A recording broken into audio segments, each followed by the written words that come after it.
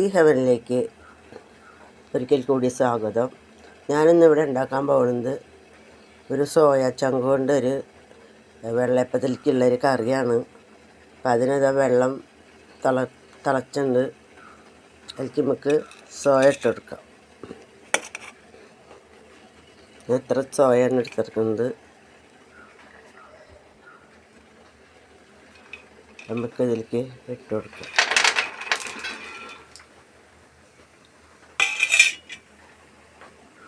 Stove off ചെയ്യാം.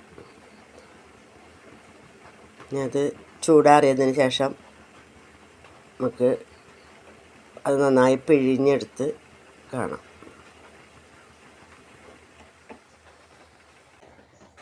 അപ്പോൾ soya ചങ്കിലേക്ക് കറി ഉണ്ടാക്കുന്നതിലേക്ക് അതിനാവശ്യമായ സാധനങ്ങൾ: 2 തക്കാളി, വെളുത്തുള്ളി, ഇഞ്ചി, ഒരു വലിയ സബോള, 4 പച്ചമുളക്. ഇനി അതൊക്കെ ഒന്ന് അരിഞ്ഞിട്ട് ബാക്കി നമുക്ക് കാണാം. അപ്പോൾ ഇതാ ഇതിൽ ചേർക്കേണ്ട സാധനങ്ങളൊക്കെ: ഇഞ്ചി ഒരു ചെറിയ കഷ്ണം, കുറച്ച് വെളുത്തുള്ളി ഒക്കെ നമുക്ക് അരച്ചെടുക്കാനുണ്ട്.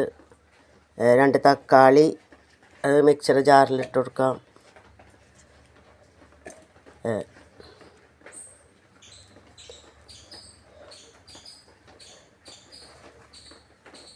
അപ്പോൾ മിക്സർ ജാറിലേക്ക് വെളുത്തുള്ളി, ഇഞ്ചി, തക്കാളിയൊക്കെ ഇട്ട് കൊടുത്തിട്ടുണ്ട്. അതുപോലെ തന്നെ 1 ടീസ്പൂൺ മല്ലിപ്പൊടി, 1 ടീസ്പൂൺ മുളകും പൊടി, 1/4 ടീസ്പൂൺ മഞ്ഞൾപ്പൊടി.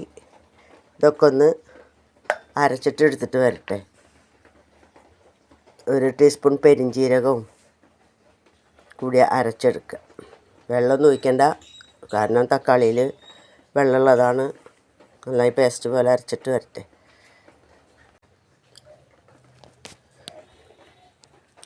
നമുക്ക് ഒരു കുക്കറ് അടുപ്പത്ത് വയ്ക്കാം.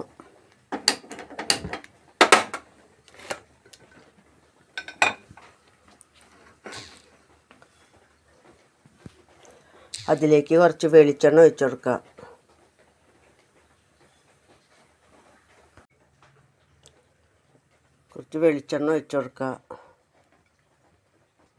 ആ വെളിച്ചെണ്ണ ഒന്ന് ചൂടായി വരട്ടെ.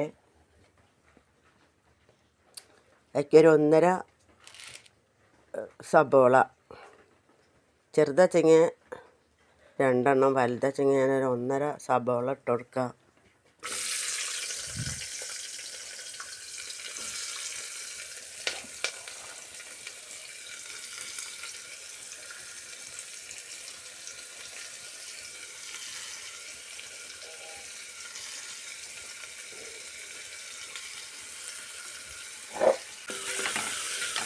ഒന്ന് ചെറുതായിട്ടൊന്ന് വഴഞ്ഞ് വരട്ടെ.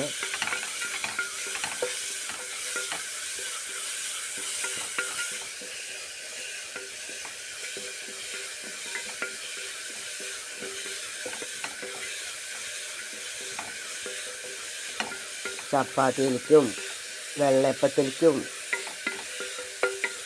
ദോശയ്ക്കൊക്കെ പറ്റിയൊരു കറിയാണത്.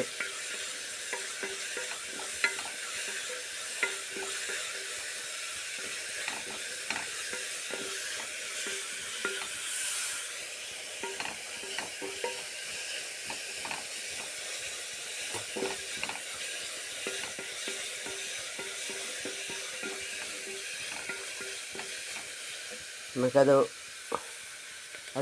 വഴന്നിട്ട് പിന്നെ കാണാം. അപ്പോൾ അത് സവാളയൊക്കെ നന്നായി വഴന്ന് വന്നിട്ടുണ്ട്. അതിലേക്ക് നമുക്ക് അരച്ച് വെച്ച കൂട്ടതിലേക്ക് ഒഴിച്ചു കൊടുക്കാം.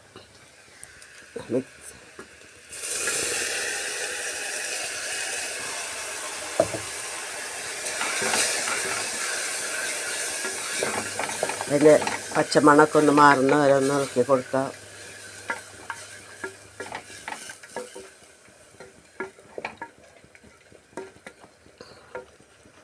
അതിലേക്ക് 3 പച്ചമുളക് അരിഞ്ഞത് ഇട്ട് കൊടുക്കാം.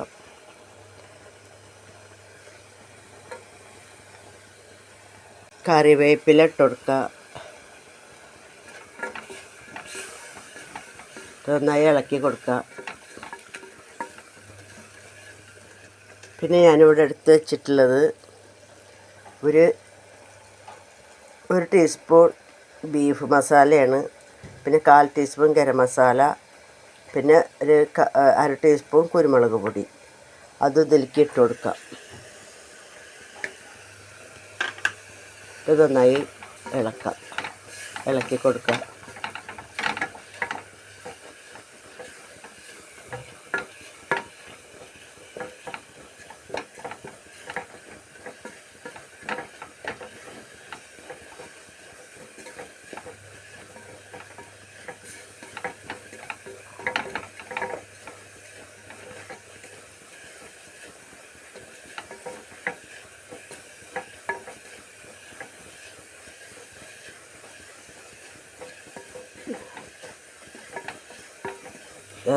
അപ്പോൾ അത് പച്ചമണമൊക്കെ മാറി ഞങ്ങൾക്ക് മിക്സിയുടെ ജാറ് കഴുകിയിട്ട് കുറച്ച് വെള്ളം ഒഴിച്ച് കൊടുക്കാം. ഒരു 1.5 കപ്പോളം വെള്ളം ഒഴിച്ച് കൊടുത്തിട്ടുണ്ട്. 1.5 കപ്പോളം വെള്ളം ഒഴിച്ചിട്ടുണ്ടെങ്കിൽ നമുക്ക് അതിലേക്ക് കുറച്ച് ഉപ്പിട്ട് കൊടുക്കാം. ഞാൻ ഇതിലേക്ക് സോയാ ചങ്ക് നന്നായി പിഴിഞ്ഞെടുത്തിട്ടുണ്ട്. അതിലേക്ക് ഇട്ട് കൊടുക്കാം. നല്ല പിഴിഞ്ഞില്ലെങ്കിൽ ഈ മസാല ഒന്നും അതിലേക്ക് പിടിക്കില്ല. നന്നായി പിഴിഞ്ഞ് ചെറിയ സോയാ ചങ്കാണ്, വലുതല്ല. വലുതാച്ചെങ്കിൽ കഷ്ണാക്കിയിട്ട് മുറിച്ചിട്ട് വേണം ഇട്ട് കൊടുക്കാൻ. ഇത് ചെറുതാണ്. എന്നിട്ട് നമുക്ക് കുക്കർ അടച്ച് വയ്ക്കാം. കുക്കർ അടച്ച് 2-3 വിസിൽ വരട്ടെ. എന്നാലും നന്നായി അതിലത്തെ വെള്ളമൊക്കെ ഒന്ന് ഒരുവിധം വറ്റി മസാലയൊക്കെ അതിൽ പിടിച്ച് നമുക്ക് കാണാം.